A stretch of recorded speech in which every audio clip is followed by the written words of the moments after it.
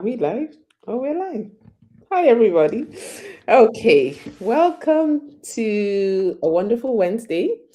My name is Dr. Hoke Echo, and welcome to Glow with Dr. Echo. So, here we are, and I have an amazing guest today, Miss Naomi Noel, who's a BCBA, and she has an important topic for us to discuss today. So, welcome to the show, Naomi, and please tell more people who you are and what you do and all of the good things. Okay, well, thank you for having me. I'm super excited to be here. Like Dr. Echo said, my name is Naomi Knoll. I am a board certified behavior analyst or BCBA, and I am the founder and executive director of Aligning Hope, which is a behavior analytic organization based out of Central Oklahoma. Wonderful. So, tell us, how did you end up becoming a BCBA? Like, what was your journey? How did you decide that's what you wanted to do? Sure. So I started working with the exceptional needs population as a teenager and decided that's something I wanted to do, but I wasn't sure how I was going to do that. And when I started undergrad, I studied special education, but quickly decided that the red tape of special education was not something that I really wanted to do because it took away from the direct work of like working with learners. About that time, ABA kind of fell into my lap. I knew a little bit about it, but this was before it was really, common here in Oklahoma. So I kind of stumbled into it, fell in love with it, and decided that's what I wanted to do. That's wonderful. So, we're going to be talking today about support for teens, adults, and non-traditional learners. So, let's just get into it, right? So, we know that there's a lot of support for younger children and not so much for the teenagers and the adults. And so, what are some, first of all, what would you say to the parents who's seeking help for their teenagers, their young adults, and non traditional learners? Like, where do they even start? Yeah, so it's really hard right now because a lot of those resources that are designated for ABA therapy, like you said, are specific to those early learners. Depending on the age of the individual, they may still be able to access coverage through insurance if they have that autism diagnosis and are below the cutoff, which varies. For some insurances, it's 20, for some insurances, it's 22. You really have to look at your insurance policy to see if that coverage is going to be extended into teenage years and young adulthood. Other options that people really don't know as much about, they're kind of under the radar. Through DDS, you often can access behavior analytics services as well as through DRS. So, if your older teen or young adult is looking at trying to secure employment, it is possible to access ABA services through DRS.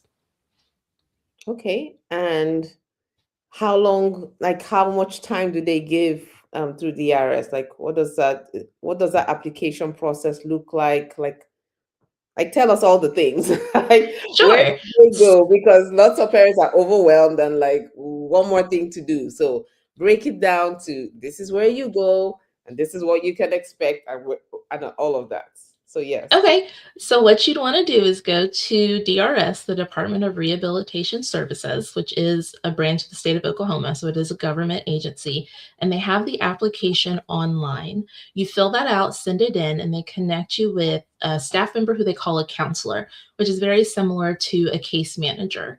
You and your loved one meet with that counselor, determine what your goals are, and then once they have a good idea of what you need and where they're going, they will help you get in contact with an ABA provider who's able to support those employment readiness skills.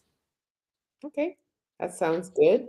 And if they are not in the state of Oklahoma, it sounds like you would need to look for similar departments in your state. Um, which would be, I'm sorry, one second, let me turn off my phone. So, which would be like the Department of Rehabilitation Services, wherever in whatever state you are. I think most states have similar things, or at least similarly named. Um, Yes, so Department of Rehabilitation Services, Developmental Disability Services, DDS is a common one. Lots of different states have waiver programs. right. So Any of those keywords plus your state should get you pointed the right direction. Right. Yes, absolutely. So, how can parents determine, like, what are things that we need to look for to determine, okay, so my child isn't getting enough support that they need? Because, some parents are not even aware that their kids are not getting the support they need. Right. So you definitely want to be asking questions based on the support that you're getting now. So if your learner is enrolled in ABA, have those regular conversations about what they're working on. How is it going? Are they gaining skills, or are they a little bit stagnant and something needs to be different? Is what your learner needs actually within the scope of that provider's skill? That's actually a big one. Some providers will take individuals on and actually not have the skill set to be able to help them in supporting and gaining those skills. So that's also a question to ask. Does your provider have the skills that they need in order for your child or your adult to make progress? If not, who can they refer to? Who else is in the area who provides those services or can come in and consult and collaborate so that those skills can be gained? That's a really big one. I'm so glad you touched on it, is asking, do they have the skills? So what are a few more things that parents can use to interview ABA providers? Because it's important to find one that's skilled, that will provide the care that your child needs. So what are things that parents should be asking? Definitely, how long that person has been in ABA, not to discredit anyone who may be a brand new BCBA, but how long have you been in the field? If you're new to it, what experience do you have that is related? So did that provider used to be a special education teacher? Or, did they used to be a case manager with DDS and they decided they wanted to be more hands on? Related experience is great. Um, I would also ask who they go to when they're stuck.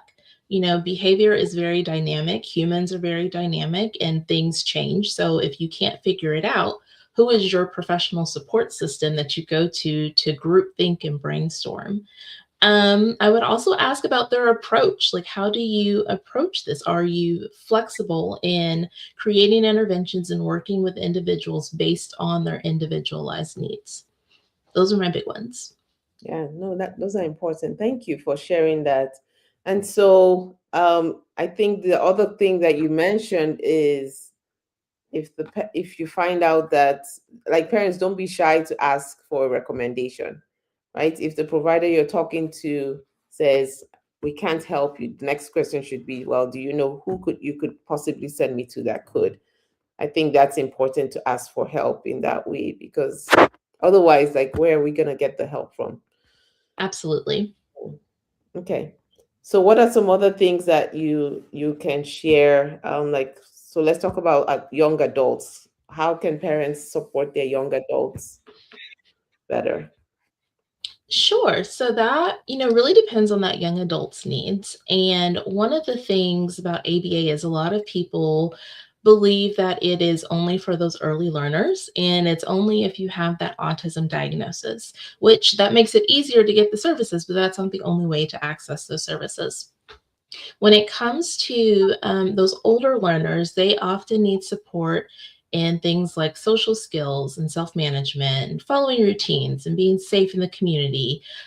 We talked about those work readiness skills, independent living skills, coping skills. All of that can be helped and supported with ABA. You just have to find a provider who is able to do that. Because of kind of the belief that early intervention and ABA just go hand in hand and that's it, a lot of ABA providers tend to gravitate towards that. But there are behavior analysts out there who will work with learners who are, 8, 10, 12 on up to adulthood. Okay, that's wonderful. So what are questions for the young adults? What are questions that parents should be asking or looking for?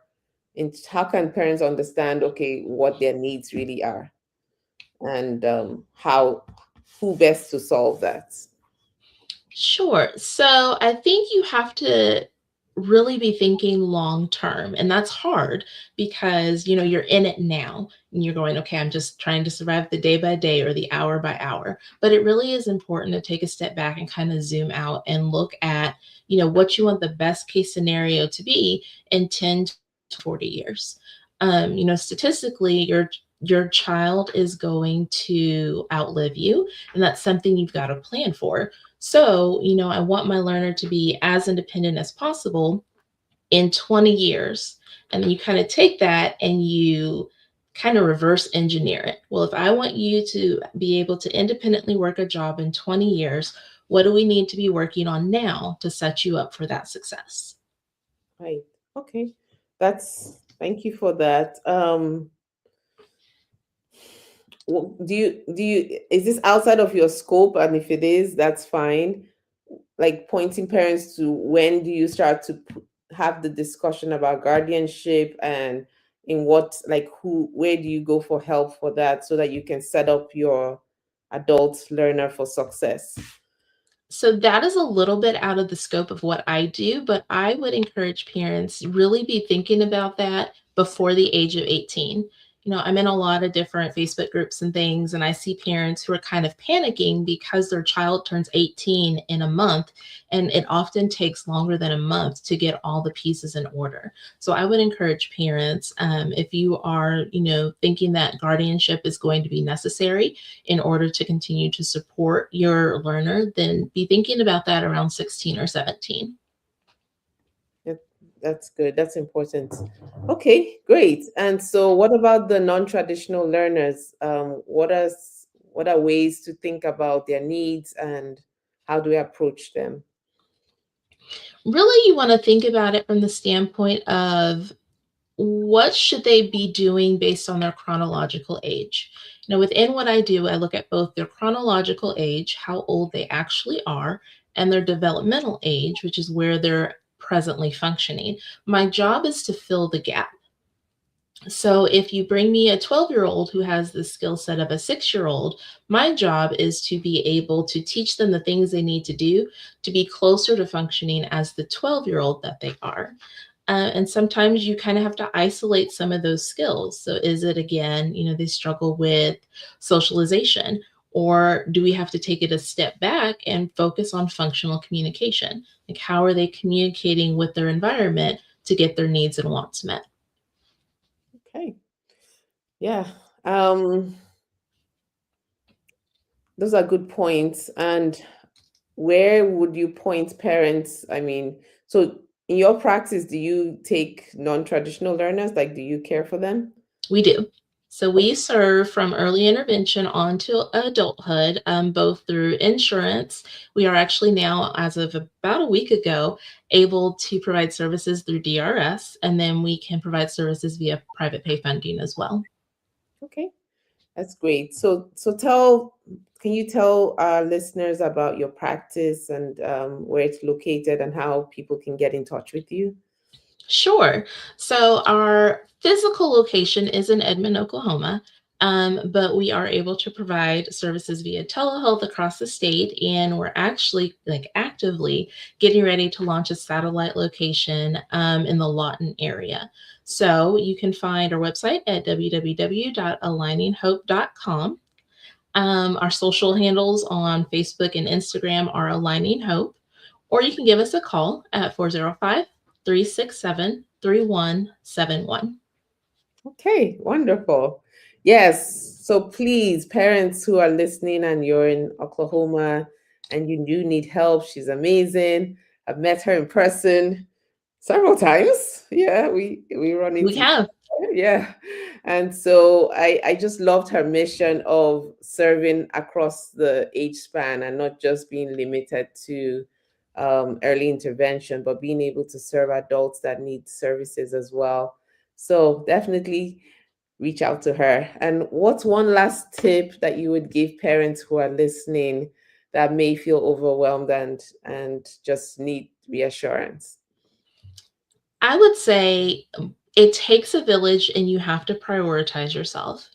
Parents are so used to pouring into everyone around them. And that's important. I mean, that's your responsibility, but you can't neglect yourself. So definitely take time for yourself. Okay, well, you heard it, and I agree.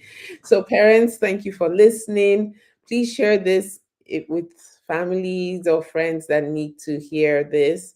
There is hope, there's support for your children who are getting older, guardianship, non traditional learners, all of that. There is support out there. And so, if you're in need, if you're listening, or you know someone that's in need of an autism evaluation, reach out to us at Glow Pediatrics. If you are concerned about your child's sleep, constipation, and behavior, reach out to us at Glow Pediatrics. We'll provide holistic care for your children. And of course, our partner, our ABA partner, Miss Noel, and her amazing services. So thank you again for listening, and we'll see you at the next episode. Have a wonderful day. Thank you.